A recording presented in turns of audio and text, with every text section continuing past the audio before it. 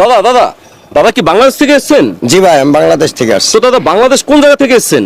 ফরিদপুর থেকে। ফরিদপুর থেকে। দাদা এই বাংলাদেশের অবস্থাটা কি? কেন, ভালো? ভালো। তো দাদা এই হঠাৎ করে আপনি এই বাংলাদেশ থেকে কলকাতায় আসছেন কেন? আরে মাগ্গার পো, কলকাতায় কেন আইছি তোকে কইতে হইব? দাদা হোয়াট মিন মাগ্গারপো? মাগ্গারপো মানে কি? মাগ্গার পো মানে আপনি একজন ভালো সাংবাদিক। দাদা সেটা না হলে বুঝলাম, কিন্তু আপনি কলকাতায় এসেছেন কি জন্য সেটা তো বলবেন।